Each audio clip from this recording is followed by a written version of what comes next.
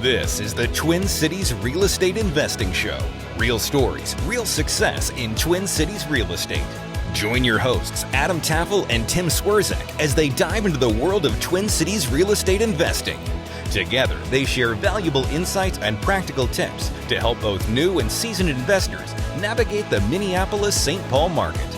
With a focus on relatable stories from real people, this show will empower you with the knowledge and confidence to thrive in your investing journey.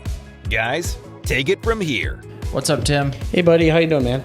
I'm doing well. We got Mike Hilborn today, who is running for St. Paul mayor.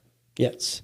And so I think Mike clarified this real well. I had assumed, and I think most people will assume, that he was naturally a conservative candidate just simply because, he's definitely not, the far left. But he's definitely seemed much more. He was definitely more middle than right per se. We didn't talk a lot of politics outside of just like his core issues, right? I mean, he's pretty simple when it comes to his platform. Yeah, if you want to view this through a right versus left lens, I think that'd be a waste of time because he wants to increase government efficiency and lower crime and just make St. Paul a nicer place to live. And I don't think he said anything that sounded anything like the kind of political talking points we hear these days. Sure, right? Yeah. So anyways, for those of you that have been listening, I think this is important to say. These last few episodes with Brian and with Mike, this is not going to become the norm. We are very real estate focused. And after this episode, it's back to just talking about deals and real estate locally. Correct. So but these are issues that affect you if you're a landlord or if you just live in one of these areas. Right. But if you're tuning in for the first time, we're just kind of doing something because election's coming up, and we thought it'd be cool. But we're very much dedicated to, more granular real estate discussions. Right, and we're definitely pro landlord, so to speak. But at the same time, we do recognize and welcome if there is someone on here that does not align with our views in terms of landlording or whatever. I would gladly have other politicians on. Totally. Running. This is the people who have been on this were because we had access to them, not because we're necessarily going, we're only looking for one type of candidate. I would love to talk to Mayor Carter about what he sees as the issues in St. Paul, safety, all that, right? If anyone out there knows him or anyone else running that would like to come on, I think these are still very valuable topics. But we don't plan anymore right now because we don't have anyone else. Yeah, and I just wanted, in case someone was tuning in for the first time, I just wanted them to, why didn't they talk about real estate for an hour? Well, we did a little bit. Yeah. So anyways, here's Mike. One of the hardest parts of being a real estate investor is finding a decent property manager. Much easier said than done. I worked a 10-unit transaction earlier this year, kind of a complex deal, and John and the team at RPM Viking handled the management for our out-of-state mutual client. And I gotta tell you, these guys are professional, responsive, delivered exactly as promised, which is pretty unique in their industry by my experience. They are now my #1 property management referral, and I'm proud to have them sponsoring the show. Thank you to John and the team at RPM Viking. Check them out at rpmviking.com. Investors, if a deal gets messy, call Network Title. They can handle the BRRRR, the 1031, mixed use, commercial, whatever it takes so you can close on time. Mentor of mine, guy who I really respect, Kirk Duckwall, says working with Network Title is kind of like having another personal assistant. That's how on the ball these people are. Network Title, complex deals made simple. Link in the show notes. Welcome to the Twin Cities Real Estate Investing Show, brought to you by Shook. Shook is the all-in-one platform to help you manage your rentals, built for real estate investors just like us. What I personally like about Shook, I am transferring, 11 properties over to Shook right now, and the customer service is unmatched. The owner, Oliver, I can text him. I can email him. I set up my VA and Oliver on an email thread, and they are just figuring it out for me. Show me another property management platform with that kind of customer service. I don't think it exists. So at just $5 per unit per month, I think it's totally worth checking out shookrentals.com or booking a live demo in the show notes. Now on to the main episode. Not something most people do. So, and I'm so bored now with just doing the same old thing. I bet. Do something interesting. Like run for mayor. Yeah, like run for mayor. What's going on? Mike Hilborn, thanks for being on the show today, man. All right. No, super honored to be here. Thanks, guys. We're rolling. Mike's a car guy. That's what we've established. We have some similar tastes in vehicles. Why don't you tell us a little bit about yourself and your background and, Okay. All right. Here we go. So graduated from Bethel University. It was Bethel College back then. While I was going to college, I moved to St. Paul. So I've been in St. Paul for 42 years. I've got 3 adult sons, 36, I think, 34 and 32. I know they're 2 years apart. And one lives in California, one lives in Northeast Minneapolis, one is in Rapid City. Started my business 30 years ago, August 14th. So we just turned 30, which is 30 years that's a long time. So praise God that we're still alive. And the reason I'm running, should we run into that right away? Let's do it. Okay. So last November, my landlord calls me, and he is awesome. His name's Brian. He's like the best landlord you could possibly have. And he calls me, he goes, Mike, your rent's going up May 1st because that's when your lease renews, and it's going up a lot. So we need to talk like now so that you have a chance to find a new place and I have a chance to replace you if you decide to leave. I said, okay, sounds good. So he came in with a stack of property tax statements. And he said, Mike, look what's happened to property taxes in St. Paul over the last several years. He goes, Mike, your rent's going up $5,000 a month starting May 1st. So this is your commercial property. Yeah. So it went from $17,000 to $22,000 and 4% every year for the next 5 years. So it's going to be 20% higher than today. Tell us about your business real quick. Okay. Yeah. So the way I describe it is we're a calendar-driven company. Spring, summer, fall, we're a power washing company.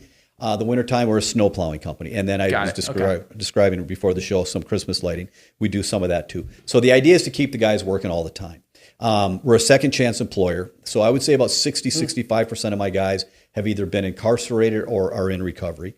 And so we start everybody at $25 an hour, whether no matter where you come from. So there isn't like lower pay for that. But $25 an hour to start. That sounds like dental. A great wage for. Yeah, no, it's really. Okay, you love cars? Walk through my parking lot and see some of the cars that my guys drive. It's unbelievable. It's like, ooh, you're driving a nicer car than I am. Well, I didn't mean to get you off track. I wanted to know what kind of, so people could imagine what kind of building is going from 17 to 22. I think we should talk about your employees more. I think that's very interesting. Well, let me just tell you. Anybody that wants to see my building, I swear to God, I mean it. Contact me. I'd love to show it to you. It's where they kept the horses and beer trucks for the Schmidt Brewery.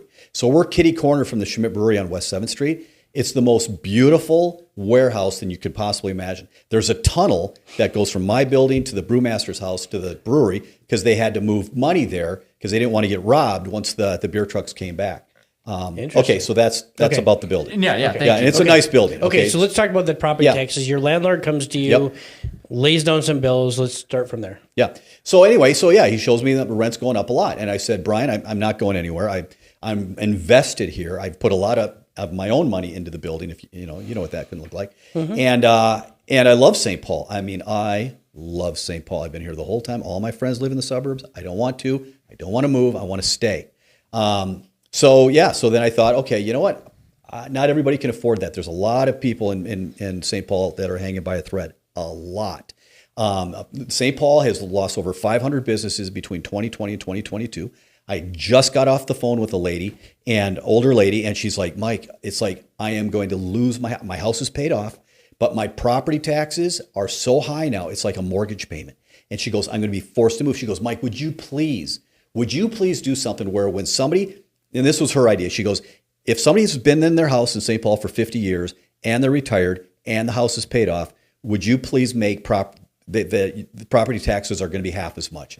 It's like, okay, that's a really good idea. Because come on, we're working our whole lives to get to the end. And in the end, you're taxed out of your house. It's crazy. And taxes in 2026 are proposed already to go up another 15 or more %. California does that, don't they? Yeah, and people still have to deal with insurance and all the other factors. So I live in a 2-bedroom condo. When you take my association dues and my taxes, it's $1,500 a month. Yeah. You believe that? 2-bedroom. It's a 2-bedroom apartment, and before I even start paying for rent, and I've got the thing paid off. Yeah, $1,500 a month. Are you kidding me? Yeah, it's got to stop. And so St. Paul has the highest property taxes in Minnesota. So St. Paul's the most expensive place to live and has the highest sales tax at 9.88%. Minneapolis is at 9.03. So we have the highest property, highest sales tax. We are the most expensive place in Minnesota to live, the most expensive place to run a business. And when you are the most expensive place to run a business, people leave, just like the 500 that already did. Yeah. And you can go across the street and you'll be in Roseville. You can go across the river. You're going to be in West St. Paul, South St. Paul. I don't know what these people are doing. All right. Yeah. Well, there you go. I mean, it's easy to complain about high taxes, right? Because everybody hates taxes. But how do we? What's the solution? Like, if we're going to cut taxes, where do we get our money from? Okay, so here's an example. They want to put in a bike lane on Summit Avenue. Okay, and it goes from the Mississippi on one side to the Mississippi on the other. It's 4.5 miles long, and it's $120 million to build this whole bike lane. They're tearing up the street, tearing up the curbs, doing a whole bunch of stuff. If you drive down Summit Avenue, it's one of the smoother streets in St. Paul. If you drive down Grand Avenue, which is 1 block away, it's torn up. And have you guys driven around Grand Avenue at all lately? Every day of my life. It's empty. There's so many businesses that have left. There's that one building, everybody's left. Mm-hmm. So they want to spend $120 million to put in a street and a bike lane on a street that already has a bike lane. And I've talked to bikers. I actually, at the forum, he goes, Mike, I'm a biker. I don't want that bike lane because it's going to screw up the way it goes because you're going to have to navigate every intersection. What's going on? And 80% of the people in the neighborhood don't want it either. So how is it that we're going to spend $120 million on a project that doesn't need to be done for a bike lane that's already there from people that don't want to pay? What else is going on in St. Paul? Just like that we don't know about. How many households are there in St. Paul? Do you know? I that's a wouldn't really be shocked question, if you don't know. I'm curious of how 120 million divided by the number of households, and I'm including apartments, not people, but like how much is that per household? Okay, so you know what I mean? Like, but it won't be the east side that pays for it. The assessment goes to the people. The whole city? On Summit. Oh, on Summit. No. So because they can afford it though. Well, okay. They're rich. Yeah, right. Sorry, I'm just okay. There you got my loud peak, right? So that's perfect. I was at this thing. It's called an SOS. It's Save Our Streets, and it was for the bike lane. Yeah. And there was a number of homeowners that said we've lived in our house on Summit Avenue for 40 years, and we've put blood, sweat, and tears and money into the upkeep of our homes. Those houses are extremely expensive to maintain. Well, they're gorgeous too. Yes, they are, and to heat. Can you imagine? And they're gorgeous, and they don't always live like that. I've lived there a long time. Summit didn't look this nice. And these people say the assessment will be $40,000 or more, right around there. Per house. Or per house. Right, yeah. right? Yeah, yep. Per house. $40,000. It's like, we don't have 40. And then so then your head starts spinning. Why are we doing this? Why are you forcing these people out of their homes? What's going on? Can't get an answer. Yeah. So I think there's money all over the place.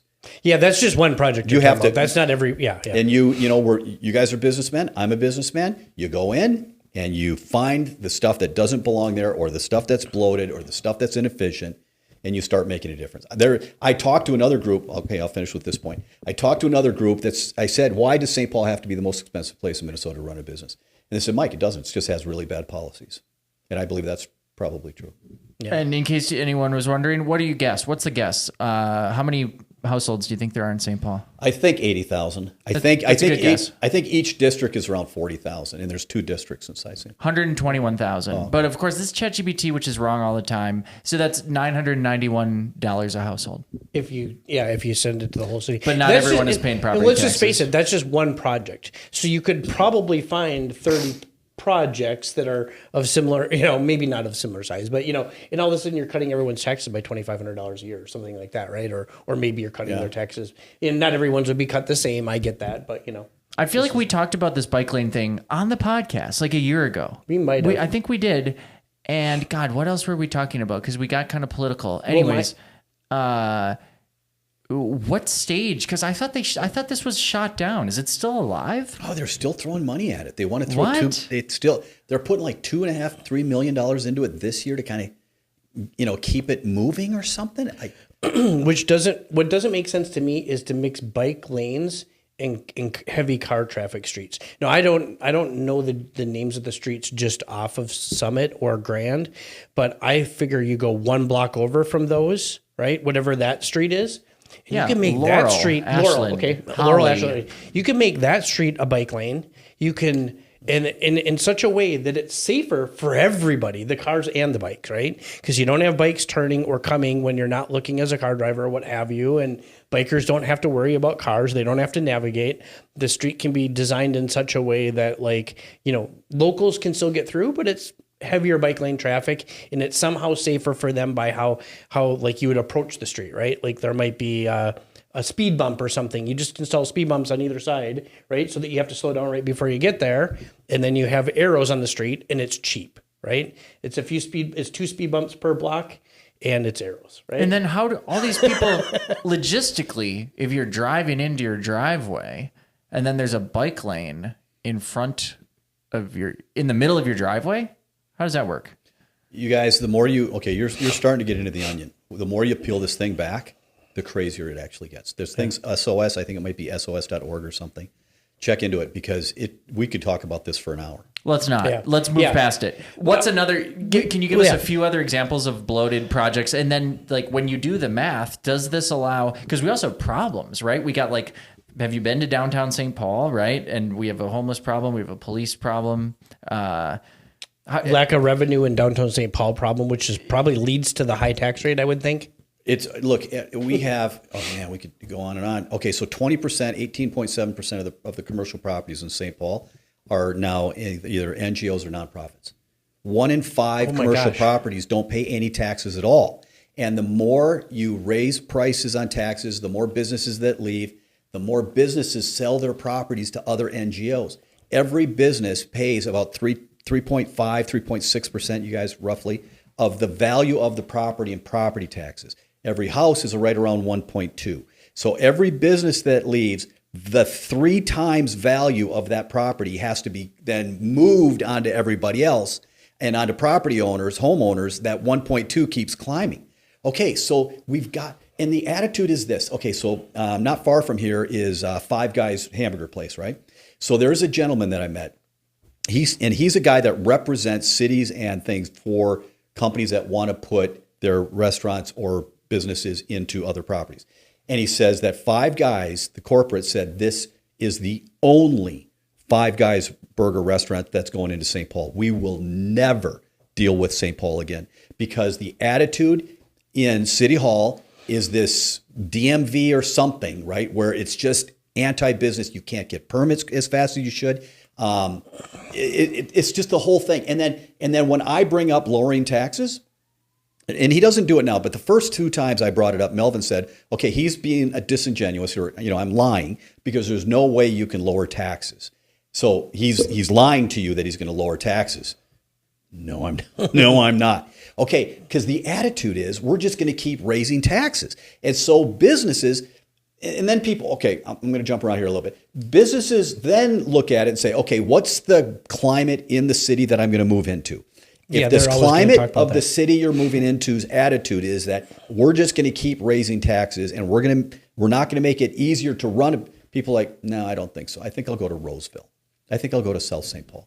And it's just this loop that just keeps going and going. So a guy like me, a business owner, and I've said this, I think the only person that's going to be able to fix St. Paul is either a businessman or a businesswoman. It's only a 3-year term. We're going to focus on taxes, crime, and homelessness, and we got to fix it, and we got to fix it now. And people have to come into St. Paul knowing, okay, this is the new culture of St. Paul. I know I'm going to pay more taxes now, but I know we're going to fix this. Because the other thing people say is, it's like, what are you going to do, tax increment or give some incentive? I'm not stupid. I've had my business in St. Paul for 30 years. Don't tell me what you're going to do to me for about a year or two. I need to know that where I'm building a business couple of decades is something that is going to, and I thought I was doing that 10 years ago. Minneapolis was insane. St. Paul was the people that made sense. Not anymore. Yeah. Can you give any more besides the bike lane? How are other ways that the city is wasting money? And like, do you have you gone as far as like proposing an actual budget with dollars and cents, or are we not there yet? I want to hear more like specifics, I guess. Yeah, I don't think I'm going to be able to help you out there.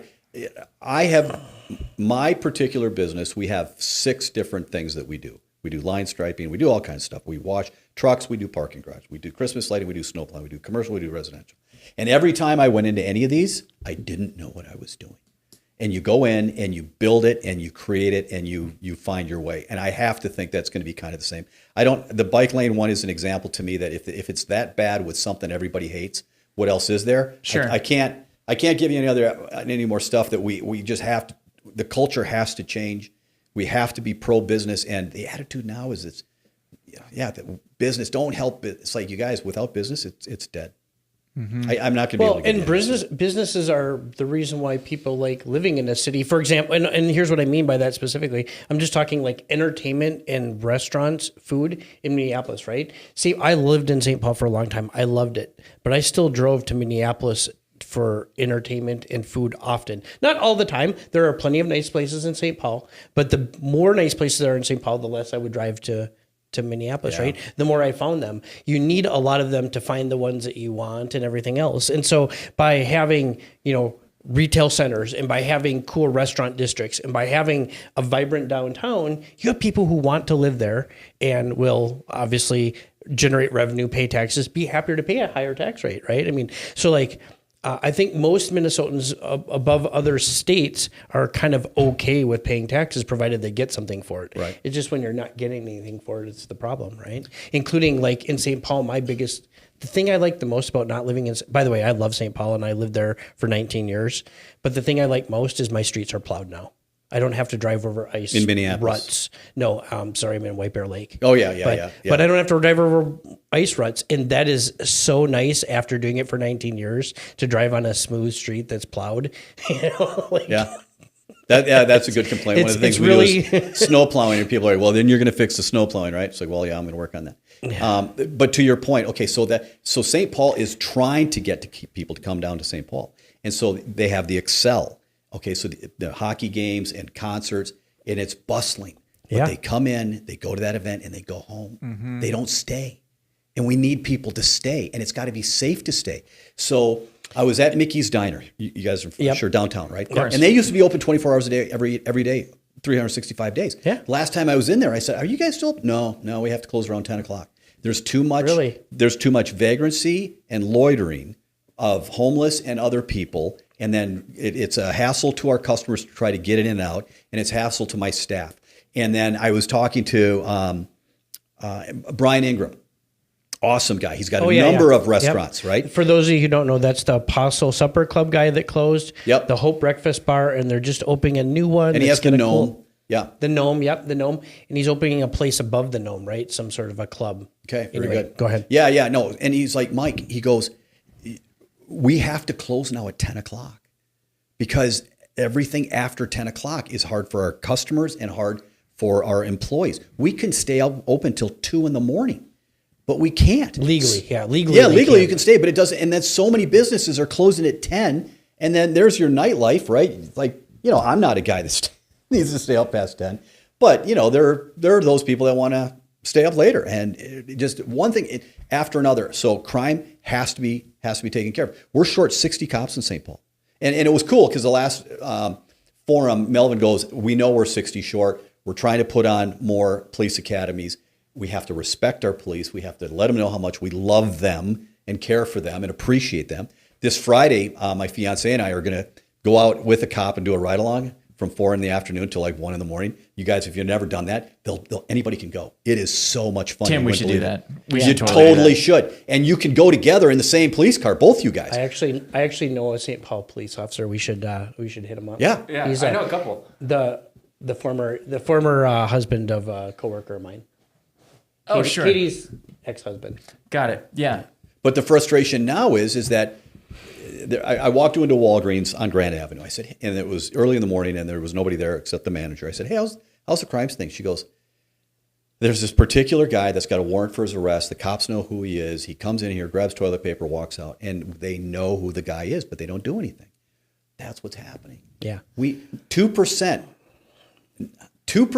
of the 90, you got 90% of the crimes, 2% do 90% of the crimes. You get those 2% of people off and say, okay, that's it, you're done. You're going to jail now or prison. Yeah. You fix the thing. But our attitude is, well, just no, that's not nice. Set them back out.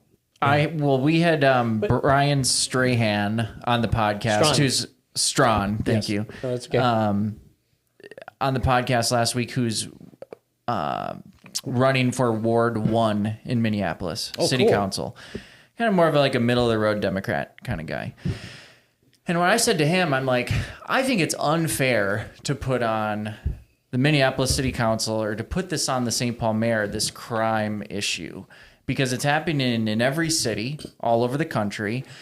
And I do think it's something, tell me what you think, that's going to take federal dollars to really, I don't claim to know what the answer is, but clearly we need more places to put these people and more people to put them in those places and enforce. And to think that no offense, but the new mayor of St. Paul is going to get rid of this crime issue, I think is unfair. I think you should be worrying about the St. Paul budget and other things. So what do you think? Do we even have the capability? Are the jails too full?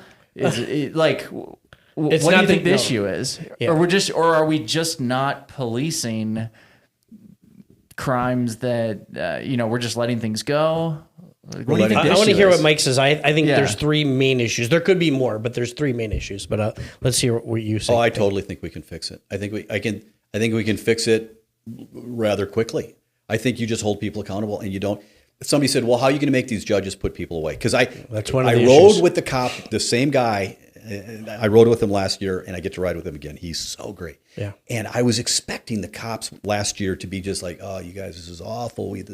They love what they do." I couldn't believe the morale was sky high with these guys, but they are frustrated that people go right back on the street. Yes. And I was asked, "What are you going to do about it?" Well, I'm going to be on the TV every day.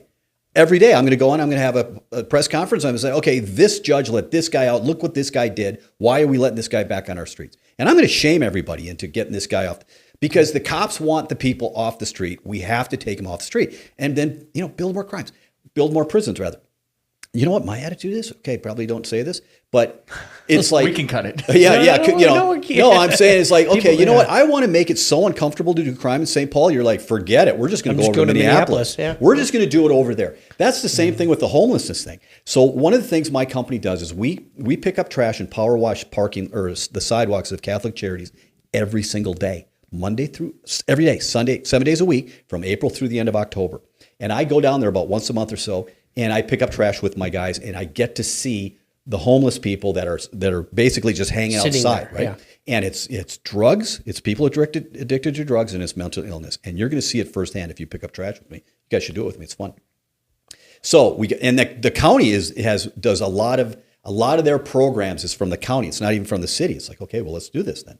And to address those. And then the other thing is then we have people that just want to live in tents. I don't think compassion is letting people sleep in tents.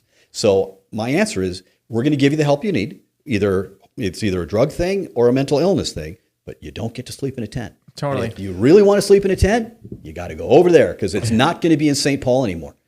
But it's just will, guys. I just think it's like a business. You got to will it into place. How far are we with the current administration? How far are we from having this type of attitude? Well, Mayor Carter's dad was a police officer, so he should have at least some level of. Yeah. He was a really nice guy. I've met him a couple times. All right. I have too. I actually would hope to. I've met him a couple times outside of official duties, even at a birthday party and at the airport. And both times he's a very nice guy. Very nice guy. I just disagree with his politics. Be a nice guy when you meet him? Well, I mean, it's just disagree with his politics, right? Yeah, I like all these guys. Yeah. But we disagree on policy. Some of us, we totally do. How far are we? Okay, I think Melvin's gotten a lot better. Okay, because I live in a spot that has a park in front of it, and every week or two, somebody would pitch a tent, and then guess what? Kids don't play there because there's a tent there. That's gone. There used to be Kellogg Park was loaded with people. Gone. They got one of those big lights now, and that is bright, that's taking pictures and stuff. No, we've come a long way. The sad thing to me, though, is we've put up, if you notice, we've put up so many fences. You can't You can't even cross a bridge because people would hang out in the bridge. So they got these beautiful, big, crazy fences to keep people out of places where they would hang out if they were homeless. I was managing this 30-unit building in Lower Town that I used to complain about all the time on the podcast with Adam Witter. Yep. And we actually had to employ someone, and not employ them. We gave someone a hefty caretaker discount because the dumpster out back, someone would have to go out there with a shovel and shovel trash back into the dumpster every day. Every day? Every single day. And if you didn't do it every day, people are just jumping in the dumpster and throwing all the trash out every single day. And then we were on a schedule where every month or so, someone would light the dumpster on fire.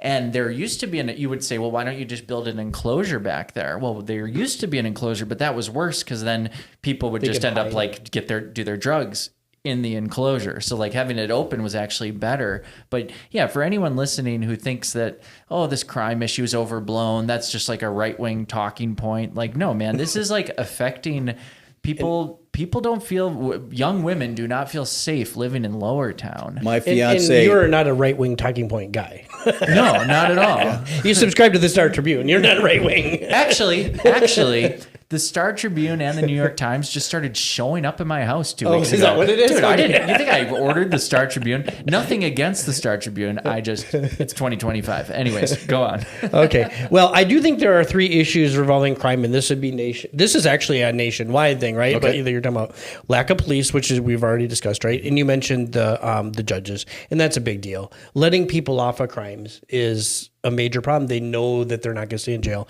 I'm personally doing a mortgage second time for the same police officer, and he's a police officer for Crystal. Okay, so Crystal, Minnesota, and he loves his job just like you said. I asked him if he'd do anything else. He said no. I said you're frustrated about. Well, he had already told me previously that he's frustrated about letting people off. He's like, I can catch someone in the act, and they'll be on the street the next day. Right, that's his big frustration, but he doesn't want to. He won't change his job. He's not.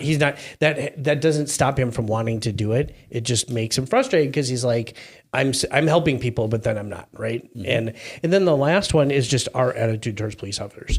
There are bad police officers, but guess what? There are also bad doctors. There's bad mortgage people. There's bad realtors. There's bad everybody, right? Every profession, and so we can't just say all police officers are bad simply because some are. Right? And those ones who are bad, we just have to find ways to root them out, so to speak, right? Make it unenjoyable to be a police officer in that situation, but not so unenjoyable that the rest can't feel like they do their job, right? Because you will definitely hear, at least anecdotally, from police officers that they're kind of afraid might be the wrong word, but they are definitely reticent to go into certain situations because they're afraid with all the cameras and everything else, they can't actually do their job, right? And so there's our public attitude is part of the problem with it.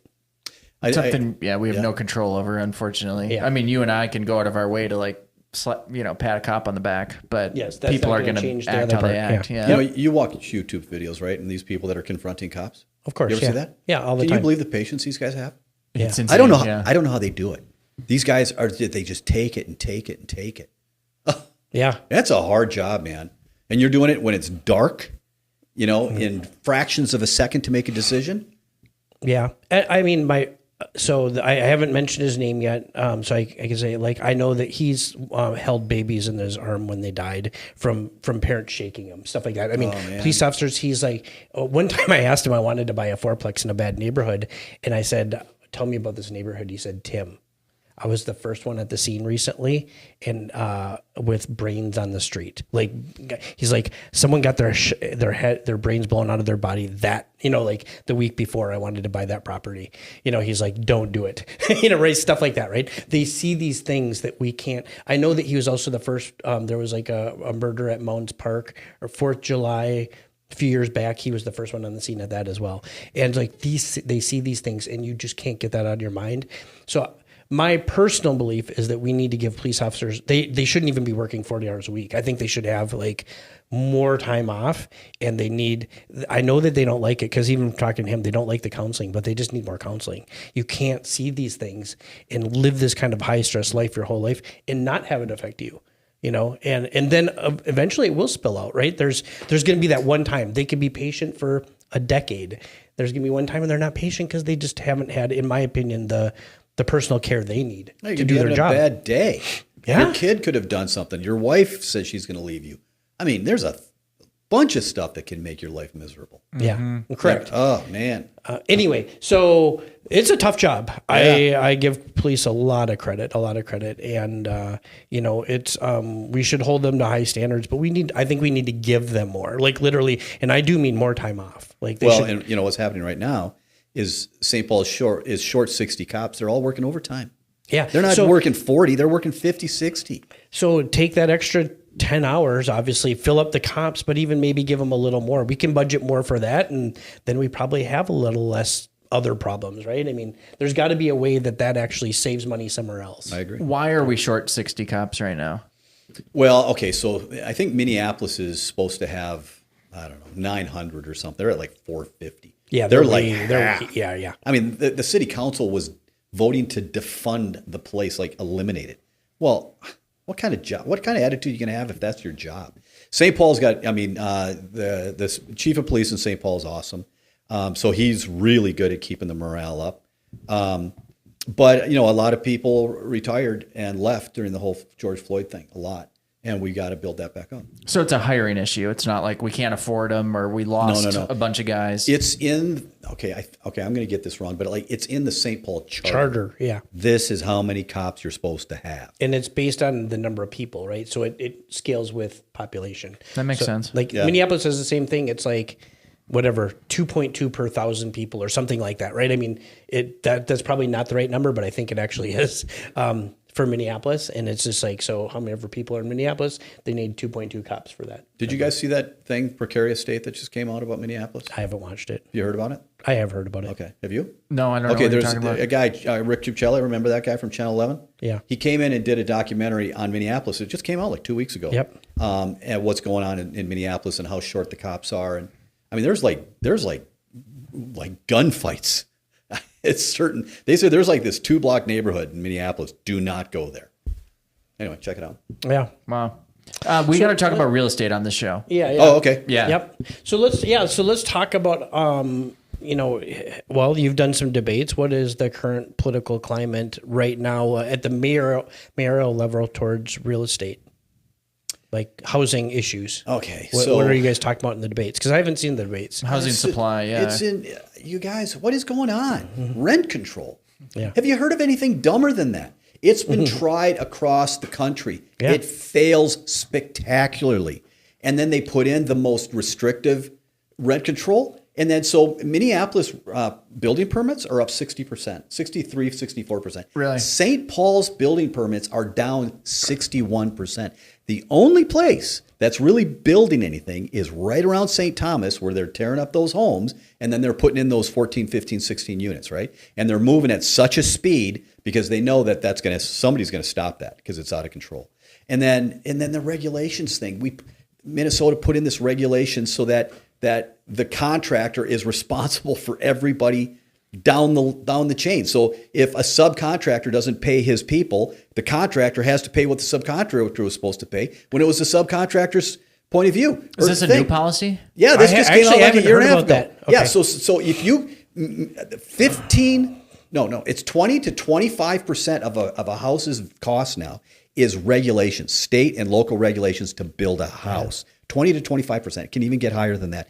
If you go to North Dakota, the same exact house is $15,000 to $30,000 less in North Dakota than it is in Minnesota because, look, you guys, government is bad at everything, okay? St. Paul took over the trash thing. Okay, not good. I knew that was going to be bad. No, it's like, okay, you guys, I'm an independent. I'm not a Democrat. You guys know that, right? Okay, so I'm running as an independent. You guys, we got to stop talking about this stuff that sounds good. And we got to look at it. Is it going to do good? So we're making everything harder. Nobody's building houses and apartment buildings because if you do, you're limited to 3% price increase, which means we're going to raise it every year 3% no matter what because you can't afford not to. And then the people it's really protecting are the people like me that have the money, that I'm in a high expensive area. 3%, okay, fine. It's low income people, the poor, that are always affected by these horrible policies. Yeah. So everybody's talking about affordable housing. Well, then get out of the way and let people build stuff. I tell you what. So I'm going to go to your trash collection thing for a second. I lived in St. Paul before, pre-trash St. Paul trash collection and after. And I knew it was going up. All my neighbors were for it. They're like, oh, we're only going to have one truck go through in the alley a week. And I was like, whoop-de-doo, do you guys have any idea how much trash collection is in Minneapolis? I'm like, our costs are going to go through the roof. They're going to have no competition. I'm like, I get to fight Waste Management against, there were a couple other trash carriers like Walters and a few others, right? And I would switch every couple of years because I could get a better deal. My trash collection was cheap. And then they raised it up $20 a month or something like that, right? And the service was good. Yeah, and the service was good. Okay. And when you called them, they answered and everything else, everything you want.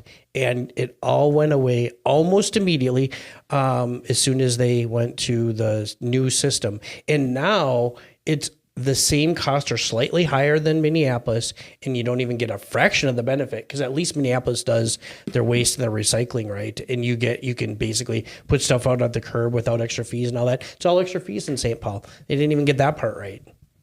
And the argument that we're only going to have one truck versus 5. I feel like that one on its surface it makes some sense.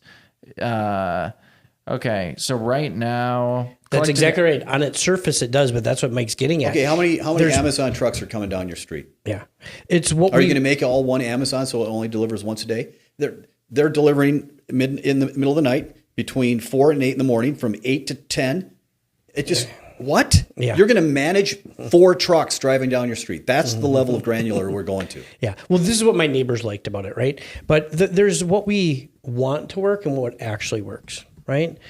We want one garbage truck going down our alley, but if we have 4, we pay a lot less, right? And you combine this in every aspect of life. I mean, I grew up an idealist too, but there's what works and what's ideal, and we do not live in a utopia, right? Okay, so in 2019, a 35-gallon garbage cart was $60 per quarter. That's probably what you were paying in St. Paul. So what is that? That sounds about right. And I think it was actually, like, again, if you shopped around, that sounds about right. But like that's a quarter. It was in the upper teens, probably. Is as cheap as it got, and now it's $31 per quarter or per month. Per month. Yeah. So it's a difference of about $11. 50%. It's up 50%. Yeah, it's $11. Okay, it's $11, guys. That's all I'm saying. Yeah, anyways. But you incorporate that through. That's just the garbage, though, right? What did the other bills go up, right? And that's But that's the only example of St. Paul actually. Whatever. What's the verb when a government takes over? Private. Right. They take over private. And company. now they're talking about wanting to plow the alleys. Have the city do the alleys. No. Instead of just kicking into the guy. We have people that do that right now. We have businesses guys that have plow trucks that'll plow your alley. That's $50 a year usually. You just pitch in with your neighbors, super easy. Yeah. It's why are you trying to fix things that aren't broken? I don't get it, but that happens all the time. Well, and we know how they plow everything else because they really. I mean, if you live in St. Paul, you don't even know how bad you have it when it comes to plowing. It's the worst by far. Their plowing is just incredibly awful. Well, it's part of living in St. Paul. So how do we? What other? Okay, so housing issues, permits down. We all get that. You tell me, guys, what's going to happen in St. Paul? What's going to happen with property values? Okay, so it's going to get. Property taxes are going to keep going up and up and up. Mm-hmm. More businesses are going to keep moving out. We don't have the money. They're trying to raise another $30 million for schools, which is part of your property taxes. Property taxes are county taxes, school, and city taxes. It's those 3 added up together. And I'm totally against this, any more money to the schools. They have more money than they know what to do with. So I think property values are going to keep declining in St. Paul. I disagree. Well, I mean, property values is such a wide. What types of properties? Okay, so I have a condo. I have a condo that I spent $450,000 for. Oh yeah, I don't know about your condo. 10 years ago, I put $150 into it. Yep. It says $600. I can't afford the thing to go down. Yeah. So should I? When should I move? Should I move now? Well, I don't think property values are going down for the exact reason you mentioned with the permits. They're actually going to go up. They just might not go up as much as they should if the property values stayed, or if the property taxes stayed lower. But St. Paul doesn't have enough new building, and it definitely has demand to live there. Maybe not as much demand because of the taxes you're talking about, but plenty of people live there. More of the top 5 cities in Minnesota, St. Paul is the only one that's lost population. People are leaving St. Paul.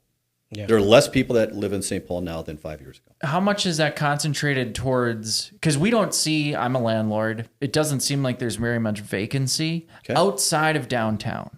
I wonder how much of the people leaving is due to downtown. Because what we don't run into are like vacant houses and vacant buildings, right? Other than downtown. So I agree it's a problem. Where is your condo located? I'm guessing you're So it's right on Shepherd Road. Okay, I know exactly where. Do you know where the Anytime Fitness in Caribou is? I'm right above the Anytime Fitness.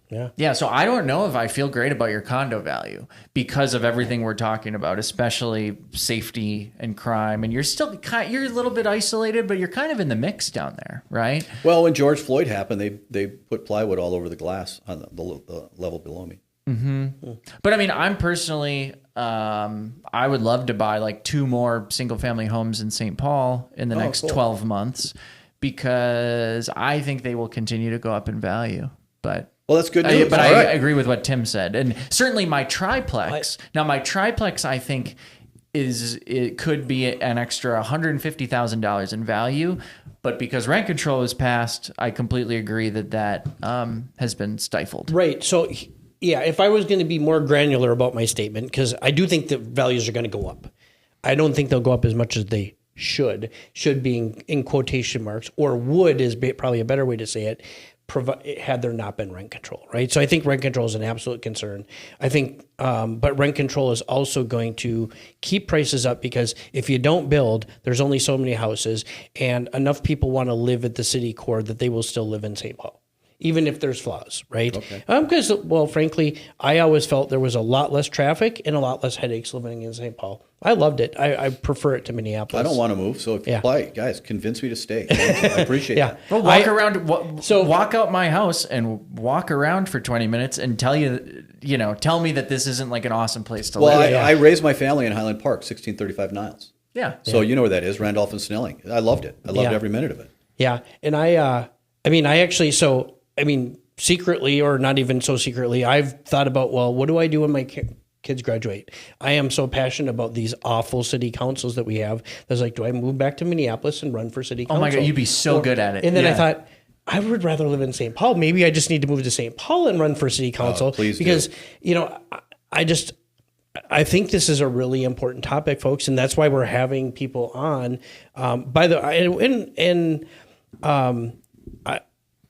I think that Mike's exactly right in that we are actually hurting the people without means. Mm-hmm. I can afford the increases, right? I can afford the extra costs. When someone says, I don't mind paying a little more taxes.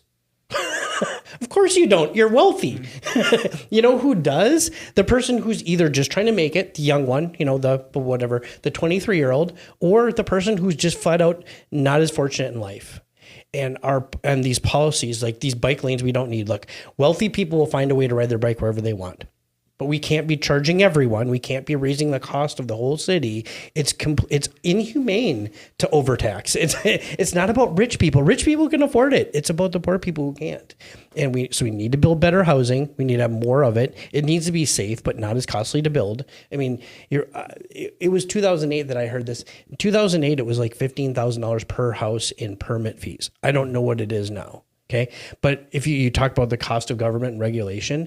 So for those of you who don't really understand what that means, on a 30-year mortgage, $10,000 would be $70 a month. So that means it's at least $105 a month in permit fees in 2008 prices just for 30 years. That's what you're paying. So if those permit fees have increased and the cost of regulations increased, and regulation can be we've talked about this, everyone knows that I hate all the code increases. If you talk about all that stuff, I don't know the number, but it's got to be at least $300 a month on every brand new home that's built that you're paying for 30 years just for the regulations. And we do need regulations. I am not here saying we don't need them. We need safe housing, but it doesn't have to be at the cost level it is now. Okay, so I'm really curious now. So I bought my house in 1984, and I raised 3 sons there, and the neighborhood was loaded with kids. There were so many kids. Yeah. What's it like today? Are young families buying houses in St. Paul and raising families? I think so. I mean, so I moved out of my neighborhood 7 years ago now, and when we were there were young families everywhere. We were part of that young family group, right? And they were all kind of older, right? Because our kids, they all started off as the little ones and grew up. I think so. Yeah, okay. I think St. Paul is still because you need a place for young families to be able to afford to live. But if I'm a parent and my kids all of a sudden won't go play at the park because there's a tent there, then the answer is no. So I wonder around that park, when the tent was there, how many people decided to move out of St. Paul and go somewhere else at that point? And then new people moved in that didn't really care because they didn't have kids yet or something like that, right? I think you can make an argument that for those who can afford a nice neighborhood, there's kids everywhere. There's families all over. I wish there were more families. I live on Edgecombe, which is more of a thoroughfare, so I don't have kids touching me on either side, but you go to any side street and it's basketball hoops in every driveway. Okay, good. That's great news. But I do think that if you are a young family and you're pre-approved for 300, what would the St. Paul neighborhoods be where you would feel great about raising kids? 300 West side. I was going to say 300 would be, that's a tough range. Yeah. I guess, but then what's the suburban equivalent of that? I don't know, man. It's tough for people who can't afford it. Yeah. So, I mean, housing issues in general, I mean, obviously we all dislike rent control. That's actually not a mayoral thing. That's a council thing and now a ballot thing, right? I mean, you'd have to actually put a new proposition up to get rid of it, right? Really? That would be the... Yeah, it's not. I don't know how that got, yeah, people voted for it. They voted for that extra 1% in sales tax. So that's called a referendum, right? Referendum. There you go. Okay. Yep. So in order to now abolish rent control, we would need another referendum. That's the mechanism for that. I shouldn't say that's 100%. Right. So I know this. So state law is rent control is illegal. That's state law, unless you have a ballot referendum overriding it. Okay, so that's how you got it in Minneapolis and St. Paul. Minneapolis passed the referendum, but never implemented. So can St. Paul not unimplement? Oh, that's interesting. Well, I suspect you probably could, but that's a lot like the whole, like now we're dealing with Trump in writing executive orders. Oh, great. So Mike comes in and gets rid of it for 3 years. That's not a 10-year solution. That's not a 3-decade solution. We need a 3-decade solution. Because the city council did change the rule for new buildings. Buildings don't have to follow the rules. But for you like do. 15 years. And you do that already own places that are, you know what I mean? It's like you're selecting things now. You're bending the market. It's been so watered down, and we've talked about this before. I can very easily raise rent 8% a year on a tenant. And you know what? I might in certain situations. 4 years ago, before rent control, 3 years ago, whatever, dude, I would never raise rent 8% on someone, $160 on $2,000 a month. I would never do that. But now you can just kind of shrug your shoulders and say, hey, sorry, rent control. And all I have to do is self-certify that my expenses went up at least 8%. And well, the property taxes are doing all the heavy lifting there. Yeah. So that's why, and again, like not everyone is going to be as optimistic as I am, but as a St. Paul landlord, I have never found it so easy to rent my units, but I am a very particular type of tenant, particular type of neighborhood. What's bad for me as a landlord, I wouldn't even say bad, but what my competition would be is if you build a Class A building somewhere in like Cathedral Hill where they have an espresso machine in the hallway and they have a rooftop pool and they're offering like a 3-bedroom for $3,100 a month. That's a direct competitor to me. Luckily, nobody wants to build stuff like that, right? So me with my really nice units, or I have single family homes where I get like 85th, 90th percentile rent. It's so expensive to build homes. So anyways, it's selfish for me to say I'm anti-rent control, but at the same time, I do kind of see it benefiting some of us, the investors. It's irony. Well, if you look at generally reports out there, and this is definitely a generalization of multiple reports, but you'll never see an economist. No economist ever has said rent control is a good idea. What they do say is it benefits the wealthy landlords and the wealthy tenants, and no one else. right? Yeah, the wealthiest tenants actually can abuse the crap out of tenants who have with rent control. It's really obvious. So very recently, Bigger Pockets published the top rent growth cities in the country, and St. Paul is in the top 5, right? Woo! You know why that is? Because everyone's rent is 3%. Nationwide, just heard this today, I have a video every single morning. Nationwide blended rent increase right now is at 2.3%. St. Paul is about 1% higher than that, which is that's a very significant number, by the way. Everyone's really, really close to that, except for the leaders, right? And we're one of the leaders. Most cities, it's because of population growth. St. Paul, it's because of rent control. Because no one can give up the year of raising rent. Whereas in Minneapolis and other cities, we're going, whoa. I would love to raise rent, but I really don't want to lose a tenant, right? And so you might increase your rent 1.5% or whatever the numbers are. If you got a really great tenant, you just don't raise it for 2-3 years. Then you do actually maybe raise it, right? And that's the problem with rent control is it makes it just everyone is scared whether they can do it or not. Like you said, you can raise it 8%, but you're so scared that you're making choices that are actually somewhat not rational. And you're just going, I'm raising it at 3, I'm raising it 3, I'm raising it 3. And then others are raising it 8. So you have rent that's actually going up citywide by way more than 3%, whereas nationwide it's under 3%. Yeah, and I think when they studied it, I think they found that rent had historically gone up like 2.8% a year or maybe 2.7% a year from like 2000 to 2020. Yeah. So that's why the pro rent control people were like, whatever, you guys, it'll be fine. It's not going to affect, it's just going to keep things chugging along at the current pace. But then they water it down with, I don't know if you're familiar with all the fine print, but yeah, it's wild. Well, I had someone who just closed on a place last month, and when she went to buy it, she said, I have to raise it 10.1% or I can't buy the property. She went to the city and got permission to raise it pre-purchase 10.1%. And she gave her a reason. She actually had very good logic. It was legitimate. But it's like, this transaction doesn't happen if you say no, is what she told the city, and they agreed that she was right. So there are ways to do it. We can call that whatever we want. But the fact of the matter is St. Paul took the market out of it. And so sometimes I would go to a tenant and go, I really don't want this tenant to leave. I'm in a position where I can absorb my cost increases. This year, I don't want to raise rent on Mike, right?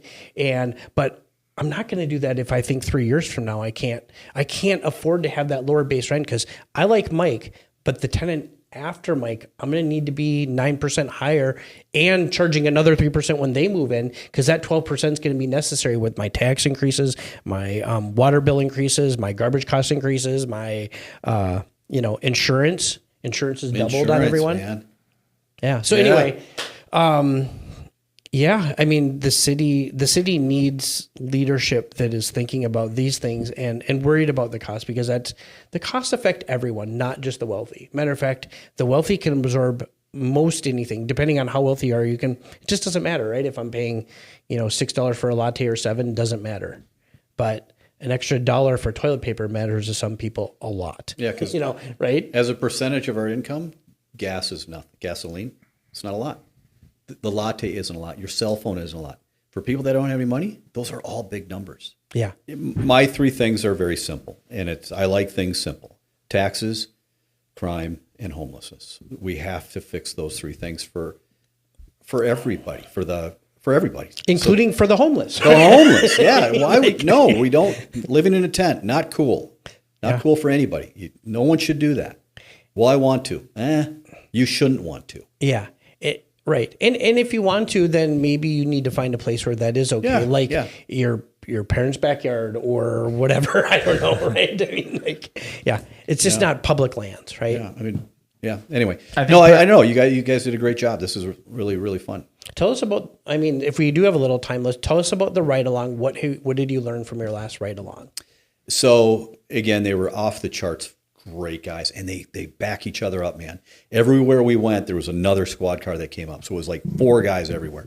And one of them was there was a homeless thing, and some woman burned her boyfriend's tent down because he had an affair with somebody else at the homelessness camp. And she had the torch in her hand kind of thing. It was like, well, I didn't do it. Okay, yeah, it probably did though, right? Anyway, you were just, one was a suicide prevention. That was cool. One was somebody had opened up a basement window when they were on vacation, and it was open, and so they wanted somebody to clear the house before they actually went in. So we did that. He put the siren on. We raced from one side to the other. That was super fun. Yeah. It was great, man. And they're such nice. These cops are such loyal, hardworking. They care. They do. That's the thing. They're not there to bust heads, and they're super polite to everybody. And it's really something to do. My fiance Jan Marie, she's, she wants to go, but she's like, it's like, no, sweetheart, you're gonna love this. Yeah. So anyway, there you go. I promote it. So Mike, are you like the right wing guy who's running? Like, do people? I'm not even know because you're running as an independent. I'm going somewhere with this questioning, no problem. But like, do you have anything against that label? So, and how do you? Yeah. How do okay. You so here's what I think is like the founders of St. Paul said we do not want the council member or the mayor to be a partisan position. So we don't want it to be left or right, red or blue. We want it to be nonpartisan, which I love that. It's like we're coming at this as one St. Paul. There is, and I'm sure they didn't see where it was going to end up someday, but we are so strong left and right that it's a serious problem. And I don't want to be that. I want to be independent. And what's interesting is when you run for mayor, you get so many letters from all these organizations that they want you to respond to their letter so that they might endorse you. And so you have to promise all these things. Well, I'll promise to do this. No. I'm not endorsed by anybody, and I don't want to be endorsed by anybody. And I'm getting no help from Democrats. I'm getting no help from the Republican Party at all. And the Republican Party, man, if you want to get into that someday, that's a dumpster fire. It's like, nope, independent, and I am not a leftist, so nope, not doing that. But you can tell by my second chance employer thing, it's like I go my own way, and I look for things that make sense. And hiring the guys that I do, I'm not doing it because of charity. I'm not doing it because I'm a nice guy. It's so smart. They're so hardworking. They're so committed. These guys are so appreciative for giving them a second chance. They're loyal. My turnover is like super low. And the talent that I can get because other people won't hire them is, again, off the charts, you guys. I can do the numbers on it. It's brilliant. So am I the right wing guy? Okay, out of these 5, yeah, I'd be that guy. But I have it's one just point. Because everyone else is so left. They're so far to the left, and my second choice of the 5 of us, though, it's ranked choice. I think you should vote for me. I'd put me number 1. I would. I really would vote for me. And then second, I would put Yan Chen. I would put Yan Chen as number 2. What if we really, really want to support you? Shouldn't we only write your name? Isn't that the way it goes? You're throwing it away. Don't do that. Put down. Look, because I'm not going to win. Because she has a better shot. I'm not going to win. You guys, I'm not going to win. So it would be, but putting me first is good because then since I'm not going to win, it'll go down to that next rank, which is Yan. So that's how that works. Yeah, okay. And so I appeal to a certain group of people, right? And Yan's appeals to this group. I appeal to this group. Melvin's and her are way over here, right? They're super left. Yan's pretty left. I'm in the middle. So I would like to see if it's not going to be me, which it won't be, then Yan Chen would be who I would recommend. But still, super conscientious. But still, vote for Mike, even though you say, I don't like hearing you say that. It is, I guess, the reality, because we need to build some momentum here. If you can take, right? If you say, I'm running for mayor, but you're not going to win, then why the heck are you doing it, right? Okay, so you started out by saying, are you the right-wing candidate? Well, so I was introduced yesterday as a Republican. Okay, Mike is the only Republican that's running. And then it was time for me to talk. I said, okay, if you don't mind, I'd like to correct you because I'm independent. And I gave you the reasons, right? Mm-hmm. I was on WCCO this morning. She said it again. You're a Republican. No, I'm not. I'm an independent, and here's why. And don't miss-party me, man. That's not cool. And it's like, and you have to. And she goes, well, Mike, you're not going to win. Why would you run? It's like, look, you're a football team. You don't, okay, we're not going to win. So you don't walk off the field halftime. No. You got to fight for what you believe in, right? Because then other people will show up. Because there are people that just are like, I'm not going to bother voting because, So they have a horse in the race. And so now you get to go to that ballot or whatever, and you get to pick the guy that you want, whether he's going to win or lose. I think that's really important. Well, don't you guys think that's important? Well, where I was going with asking you whether you were right wing or not, I think there's a certain person out there, a Kamala voter, right, who, or maybe that's a bad example, an Obama voter at least, who should consider a more conservative local government. Vote for your more progressive policies when it comes to the federal stuff, but I think a more common sense conservative approach to local government is just a better fit. And I'm glad you're not taking on that label, because I don't know. It just feels like there's an opportunity here, energizing some. I don't know what the voter turnout rate is, but I think there's a lot of folks that don't know anything about local politics who would be very intrigued to hear your message. They see all these problems. I'm uneducated on local politics, and I certainly shouldn't be, and I can't be the only one. I guess I'm just thinking there's opportunity here. But there needs to be a mindset shift. Well, this would be the right one versus left thing. This is the election to do it, though. This is because, your point, really low voter turnout because it's an off-year election. It's just the idiotic. So this one is a 3-year term. Did you guys know that? It's 3. It's supposed to be 4. But it's only 3 because they want it to line up with the presidential election. Which they should do. Yeah, they should do that because then a lot of people are going to show up at those. Really good. Because, that 1% sales tax got through on this off year. The people that really wanted it got it. The people like you and I didn't even vote. I didn't even know I never even knew this vote happened this time of year. I wasn't dialed into it. So a lot of people don't vote. So the few people that do vote get their person, right? Yeah. So this is the chance. And if somehow in the next 3 weeks people can understand or learn who I am, I don't have any money. I've only raised $16,000, so I have no money to spend. It'll be a political miracle. Yeah. But those happen, right? It could happen. I'm kind of curious, and obviously you won't decide this for a while, but this could be very well. Sometimes people have to run multiple times just to get their infrastructure set up, right? You didn't even know what you're doing when you started, right? I mean, no offense, because you, like you said, you started your other business, so you didn't know. I wouldn't know how to run a campaign my first year. I mean, right? I mean, you got to figure out how to run it. So I ran for House last year, right? So I had a little bit of that. Okay, that's why I actually did run. Okay. So they told me, Mike, there's no wire. It's like, look, I don't like unopposed. She was going to run unopposed. I hate unopposed. I hate getting a ballot with one person. So I want to be that guy. So anyway, but you guys, I don't know. I don't know if I'm a good candidate. I mean, we'll have to see what happens here. But if you can't raise money, you're probably not a good candidate. So I don't know. I don't think I'm going to do it again. Sure. Where would these dollars be spent? Best? If I give you $1 million. Okay, you guys, it's so weird. So fundraising, right? So if you donated to my campaign, whatever, all of it's going right to me. But when these people do bundlers or they go get campaigns for you, they take 10 to 15% of that. Did you know that? I did not know that. So you depend on where you put your money. Okay, so you're supposed to have a chairman. That person gets paid. You got writers. None of my people got paid. None. No, you guys are working for. I'm working for you. I don't have any money.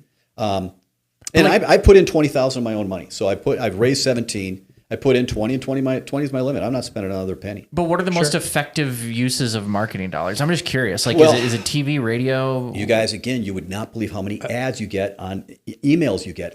We're going to do email things. We're going to do this. We can get you that. We can get you in front of all these people. We have data. All those things cost money. These campaigns cost money. Is that answering your question? Yeah, not really. Well, brochures. Yeah. No. You gotta buy lists. You've got to buy yard signs. You can do T-shirts. You do buttons. Unless, of course, you're part of the machine, because they get that for free if you're the Democratic endorsed candidate, right, or the Republican endorsed candidate. If you accepted those, you get those lists for free, right? Not necessarily. Well, you get the list for free. Yeah. But the Republican Party and the Democratic Party aren't going to spend any money if they don't think you're going to win. You got a yard sign in your car? I do. You put in my yard. Really? Seriously? Yeah. Oh, that's really nice of you. Thank you. Yeah. That's great. I've got 200 of them, man. So, please, and I had 3 people. I got 3 to put up today. I'm now 4, so I'm very happy. I have a progressive yard sign right now, but you'll balance it out. Okay. All right. So what we'll do? That's really nice of you, by the way. Yeah, Thank of course. you very much. So what we'll do in the show notes, it'll have the links to that. You should give us what someone needs to get a yard sign, what someone needs to contact you. Just Mike for stpaul.com. Mike Is that cool? for Mike for stpaul.com. Got it. Go to your website. Yeah. Sorry, Mike. Yeah. Go to Mike for St. Paul. There's a thing for a yard sign. It's the word you for? can read me. What's that? It's the word for or the letter for?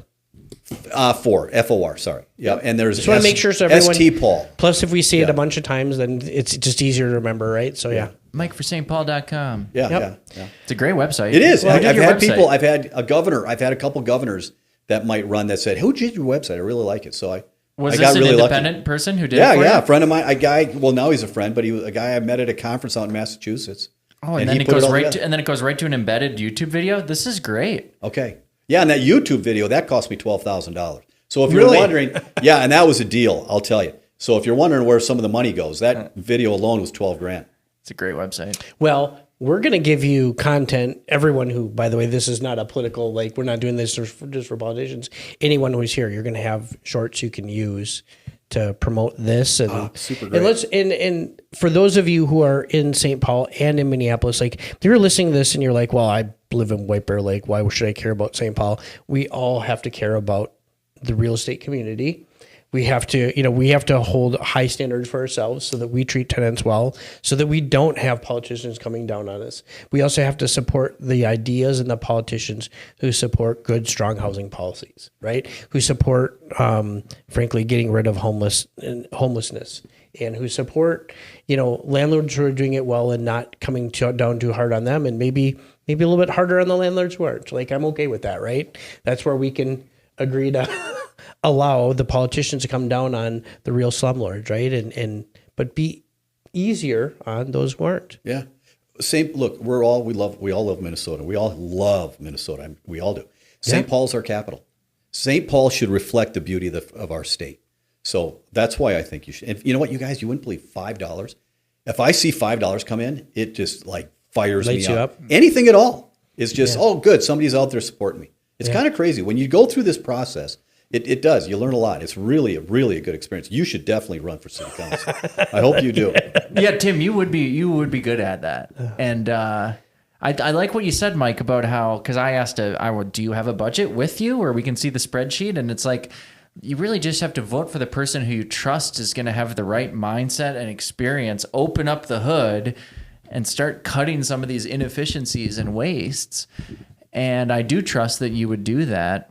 Certainly, there's other folks who have good intentions, but they're going in thinking like, I'm going to create change and I'm going to, make policy to lift people up and help people. And I do think that their hearts are in the right place when you think about people that are far left from you, right? Yeah. Their hearts are certainly in the right place, There's no question but is it working, And maybe we just need a small business person to come in and, get the guy to quit stealing from Walgreens. Right. Guys, it's 3 years. Give me 3 years. Then vote in another guy. I don't even want to do it more than one time. So just 3 years and I'm done. All right. Yeah.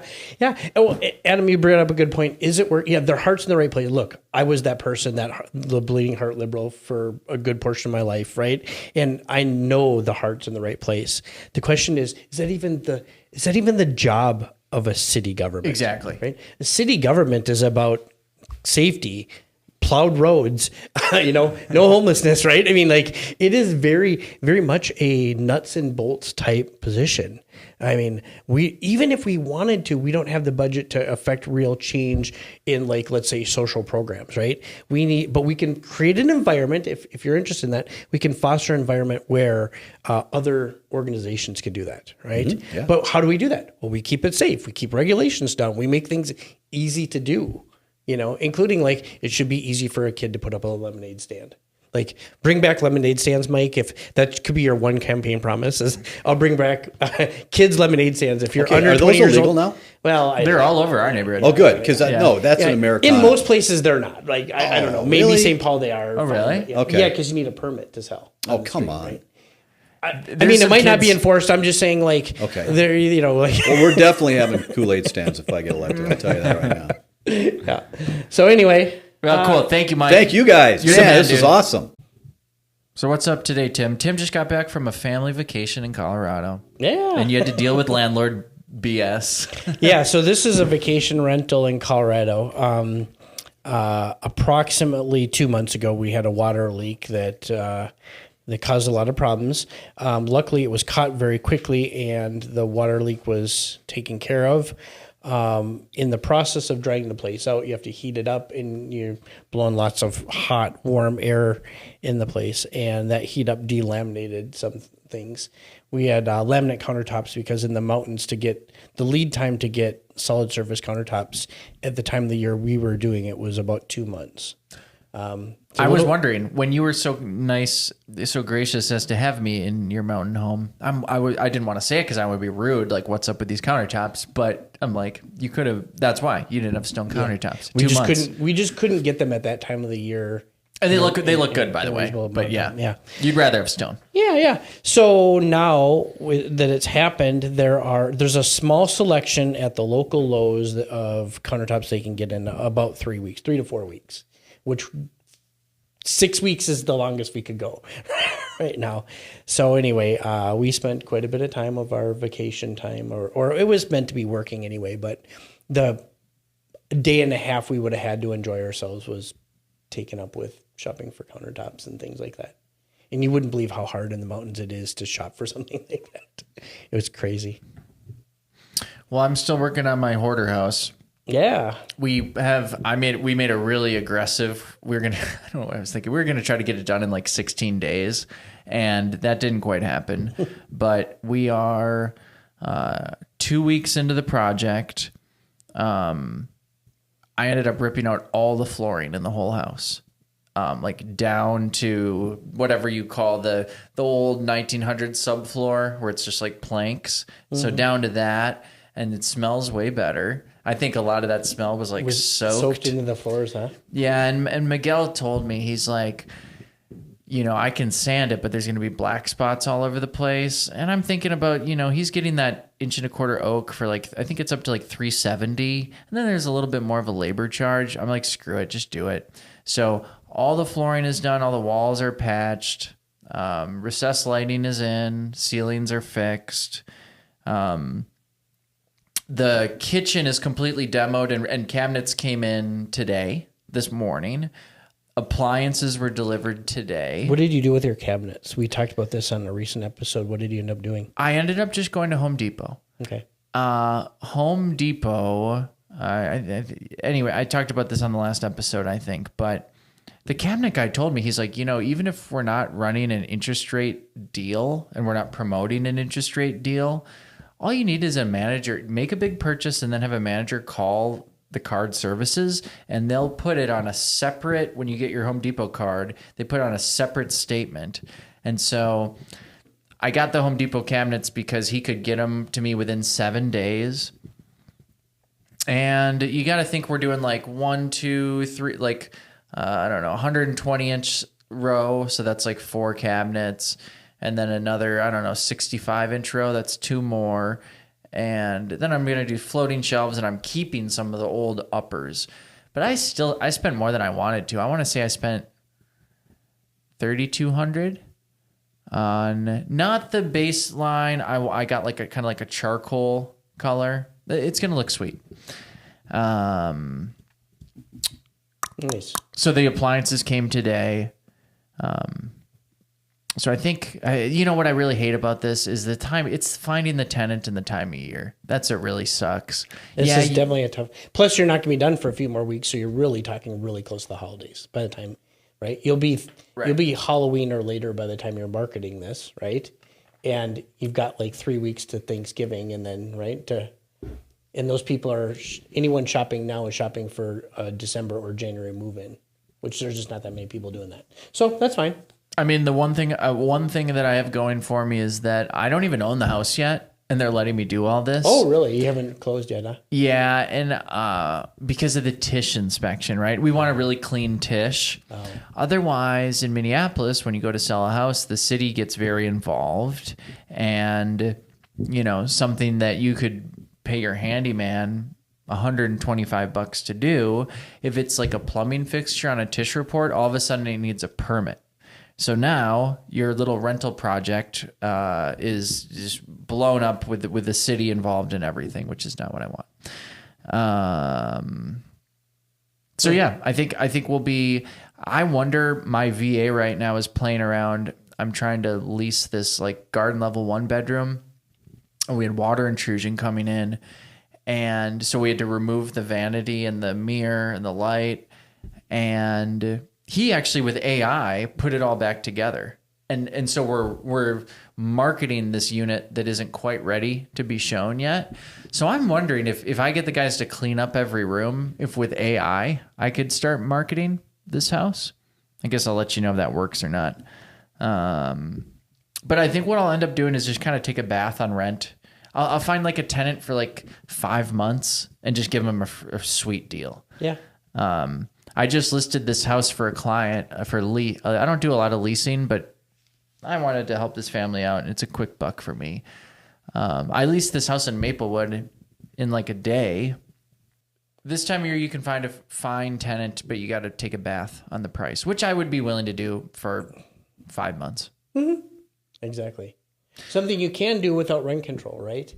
Something that's a lot trickier when you have rent control. And this is in Minneapolis, so right. You can do whatever I want. I mean, just another example of how rent control can kind of mess things up. And we actually got really spooked by that in St. Paul, and purposely kept our place vacant rather than letting it be rented, because we were worried about under renting it. So, just another reason why I hate rent control. But you know what I was gonna say when we were talking to Mike about rent control? I've never heard of anyone going to the city and not coming back with basically whatever they asked for when it comes to a rent control hearing. Yeah. Right? Dude, we are doing so it's really the most as long pointless... as you're not challenged, you mean. Yeah, it's different when you're challenged, I think. Oh, by a tenant? Is that Which a thing? I think mostly happens in big buildings. Yeah, remember I told you I'm on a list. I get emailed I think weekly with all the different court cases and stuff. Or they're not administrative cases. Where a tenant is flagging someone breaking the rules? Yes. So that's different. What I'm saying is I'm a landlord. I want to raise rent. And I don't think it's hardly ever on a tenant. Or maybe it is. It's usually a period of vacancy and you're improving the building. Yeah. Right? Right. Yes. Not all of these are occupied type situations where they're raising the rent more 8% or what have you. Right. So they're different situations. I'm just saying if the city approves freaking everything, Everything is what it sounds like. Everything that I've seen has been big buildings and it's multiple units all at the same time, one attorney taking it. So closer to a ambulance chaser style event where an attorney says, we're suing this landlord for these, 5 units. Sure. But you realize we're talking about two totally, completely opposite things right now. Sure. You get that, right? Yeah. Okay. So anyways, rent control's bad. Mike's awesome. Vote for Mike. I don't know. I'm an easy dude. I'm salesmen love selling to other salespeople. You get me in the dealership, I am going home with a car. And Mike, well, he's great. All right, vote for Mike. Yeah. But I do believe. I think, God, you just got to get somebody who's willing to. The other thing, it looks really. I don't mind publicly saying that I'm very, very against all the deportation of these very hardworking people in this country. I don't mind saying that publicly.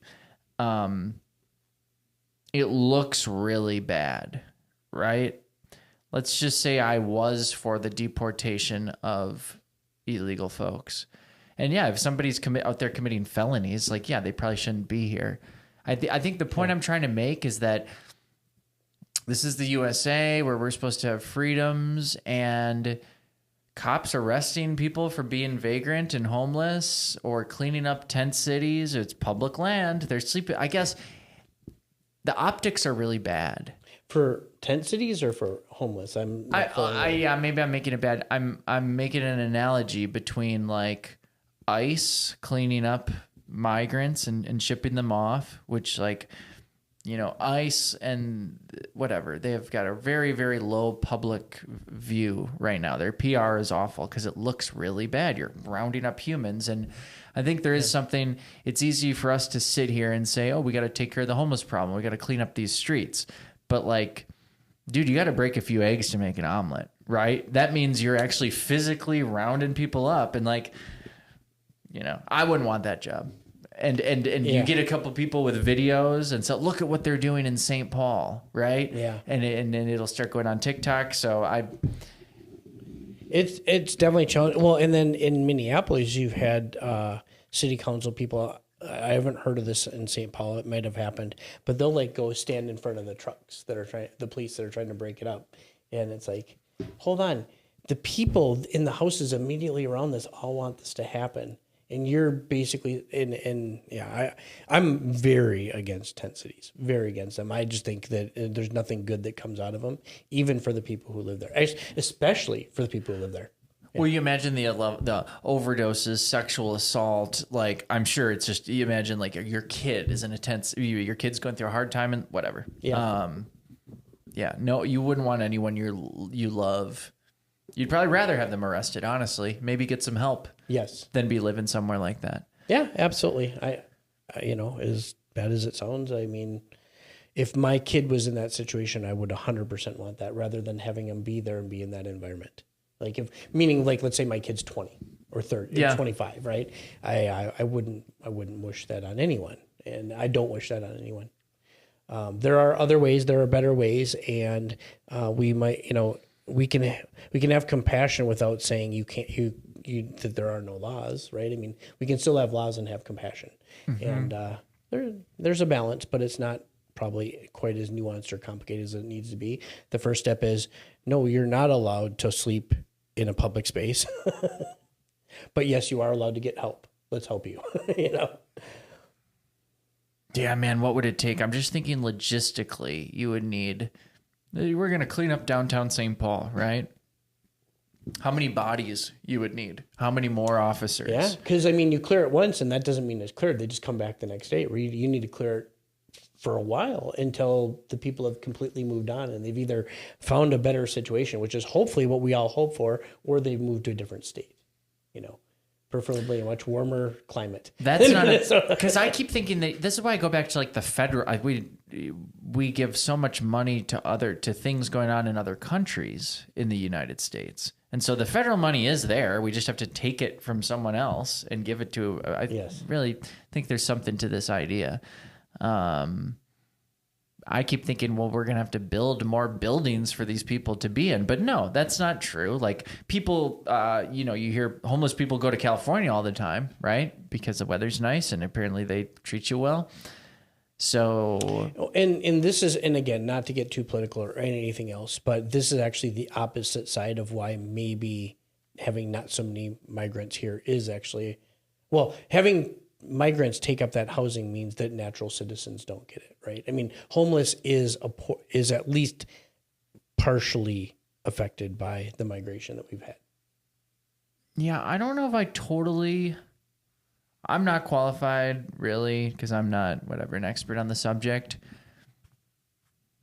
It doesn't add up to me that homelessness is tied to the cost of housing as strong as some people would suggest that it is. If there were more $1,100 studios downtown, you think that the people lighting the dumpster on fire at the Lowry Lofts would be applying to live in that apartment? It doesn't make any sense. You're talking about the extreme example. Let's just break it down. Yeah, that wasn't unfair. Yeah. I mean, and again, I want to talk about this in a very, this is more nuanced than I'm probably making it seem. But there are many different estimates of how many illegals came in under Biden. But the one that I think is at least agreeable is around 15 million, because that Chuck Schumer used that number. So I think we can at least use 15 million as the number. If you were to, let's say, take 15 million units and just remove... Now, 15 million people isn't 15 million units, but it's quite a few units, right? And they pack a lot of humans into a one bed. They do, right? They do. So let's maybe even say let's say an average of 7 individuals per unit. Okay, so that's 2 million. Okay, I was going to say 3, but okay, let's go with 2 million units. That is just a little over 1 year's worth of building that we would have back. Mm-hmm. But I don't think it helps. I don't think it moves the needle on the homeless problem. Yeah, I think it's more than 2 million places. We only build 1.3 to 1.7 places per year. And that includes apartments and houses, and that's nationwide. Somebody should also, okay, so Tim and I are really good at real estate, but we're not great. We don't know anything about public policy or mental health or anything. Let's just throw that out there. But if you're a homeless person with a drug problem in St. Paul and you legitimately want to get help, I believe that there are lots of resources for you. Sure. You can get into some stable subsidized housing. This exists.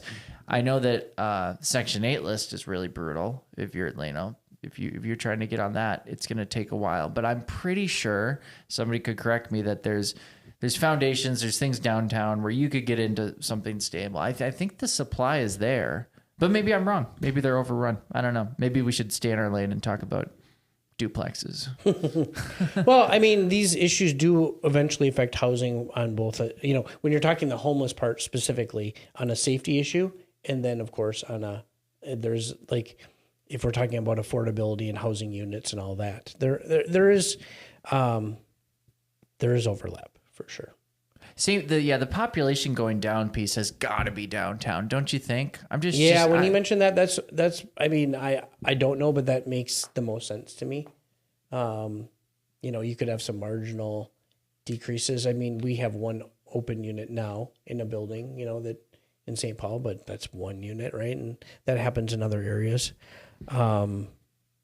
I've talked to a few landlords who, friends of the show, clients of mine, who are having more trouble than the average fall filling a unit in St. Paul. And I tell you what, just the physical act of living in St. Paul, I really thought it was great. I, again, much prefer to Minneapolis. For those of you in Minneapolis who don't know, St. Paul's pretty awesome to live in. It's a different pace. Have you noticed that, or did you not live in Minneapolis? I've only lived in St. Paul, and of course, if you're in real estate, you daydream. You look at this lake, that lake, but I'll probably just always be here. Yeah, it's great. The traffic on the west side of town is completely different. We only have a few spots, right? We have basically the part they call Spaghetti Junction, right? 9435E, where they meet. That's the real traffic jam in the whole eastern side of the suburbs, really. Mm-hmm. And you couldn't even narrow it down to 10 places in the western side. It's night and day difference with traffic. I get over there and I'm like, oh my gosh, how do people deal with this all the time? Because if you live on the east side, you don't have to deal with that. And we've got some great public schools. And again, it's St. Paul is great if you can afford it. If you can get into the good neighborhood. Horace Mann, that's a great freaking elementary school, great community, a lot of support, so many young families, cool people, interesting people. No offense, suburbs, but people in the city are more interesting. I just remembered I do have a meeting. I have to get going. All right, we got to go. Thanks to Mike Hilborn for being on the show. Thank you to RPM Viking Management for sponsoring the show. If you're looking for a new property manager, hit up our guy John over at RPM. Thanks for Network Title and April and the gang for always keeping our deals together so nice and tidy. And thanks to Shook. Don't forget that you can get 20% off by using our code found in the show notes. Go to shookrentals.com. Please subscribe, do all the stuff. Thank you so much. We'll see you next time. Bye. That's it for today's show. You can visit the TwinCitiesRealEstateInvesting.com website for show notes, tips, tricks, and other local real estate investing information. Adam and Tim would like to meet with you. To schedule a one-on-one meeting with either Adam or Tim, go to TwinCitiesRealEstateInvesting.com/schedule.